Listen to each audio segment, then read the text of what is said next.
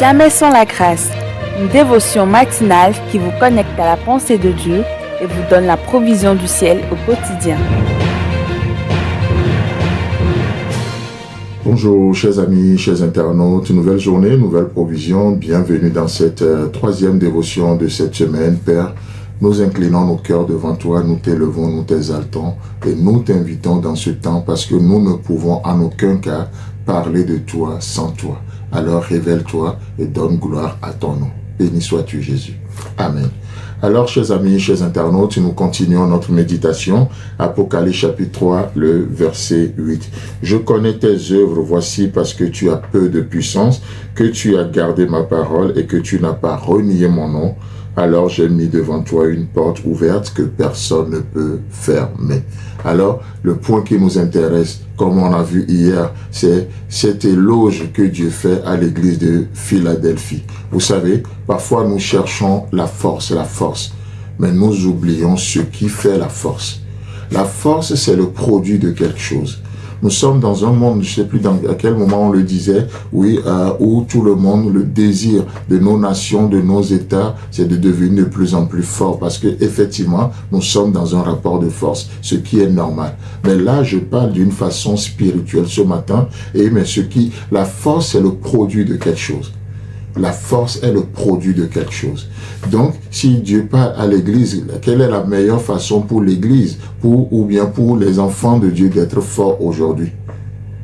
C'est d'œuvrer pour Dieu, comme on le voit. Tu connais tes œuvres, tu as peu de puissance, donc tu acceptes cet état-là, et ainsi Christ devient fort pour toi, et tu as gardé ma parole. Voici les choses qui font notre force. Et il dit, et tu n'as pas renié mon nom. Voici les choses qui participent à la force de l'enfant de Dieu que nous sommes. Tu n'as pas renié mon nom. Donc, on a vu hier tout ce que le nom implique, la nature, le caractère et la mission d'une personne. Et Dieu dit, tu n'as pas renié qui je suis pour toi. Tu n'as pas renié mon amour. Tu continues de te laisser aimer. Tu ne prends pas la grâce de Dieu en vain. Dans la maison du Père, tu ne peux pas être un esclave, mais tu vis pleinement dans la liberté acquise par le sang de Christ à la croix. C'est ça, ne pas renier le nom de Christ. Christ nous a délivrés du péché. Ne plus se placer sous le joug du péché. C'est ça, ne pas renier le nom de Christ. Voyez-vous? Et la liste peut être encore longue. Et c'est assez intéressant, c'est important de revenir à ces fondamentaux-là, le nom de Dieu. Qui il est pour vous. Parce que plus vous savez qui il est pour vous, vous saurez qui vous êtes pour lui. Pourquoi? Parce qu'il est la source, il est l'origine de toute chose. Tout commence par lui, tout est de lui, par lui et pour lui. Donc mieux vous voulez vous connaître, cherchez à le connaître. Vous savez pourquoi? Parce que nous sommes faits à son image.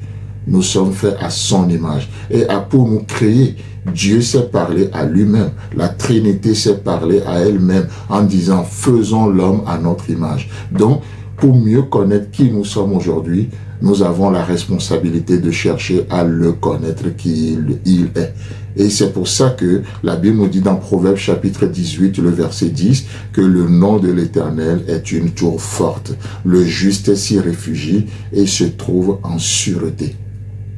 Le nom de l'Éternel, c'est pas une formule magique, abracadabra. Non, le nom de l'Éternel, c'est une tour forte. Vivre dans le nom de l'Éternel, c'est-à-dire l'amour du Père, dans la maison du Père, en communion avec le Père, c'est une tour forte. Ça protège nos pensées, ça protège nos émotions. C'est une tour forte. Le juste s'y réfugie et il se trouve en sûreté. Renier son nom nous expose et nous rend vulnérables. Voyez-vous? Renier son nom nous expose et nous rend vulnérables. C'est pour ça qu'aujourd'hui la question, c'est qui est Dieu pour moi? Je ne sais pas ce que tu traverses, je ne sais pas ce que tu vis, mais peu importe. Je n'ai même pas besoin de savoir. Mais fais le constat, pose-toi la question, dans ce que tu traverses maintenant, qui Dieu est pour toi? Peut-être il est le consolateur. S'il est le consolateur, alors reçois la consolation que l'Esprit te donne. Dans ta situation, qui il est. Et acceptons de vivre dans qui il est pour nous, dans ce précieux nom, dans qui il est. Et ainsi, nous devenons de plus en plus forts et nous prenons de plus en plus du terrain. Alors, chers amis, sur ce, j'aimerais juste vous souhaiter une agréable journée et Dieu voulant, on se retrouve demain. Si vous avez aimé cette émission, parlez-en à vos amis. Parlez-leur du message de la grâce et de ce qu'il fait dans vos vies.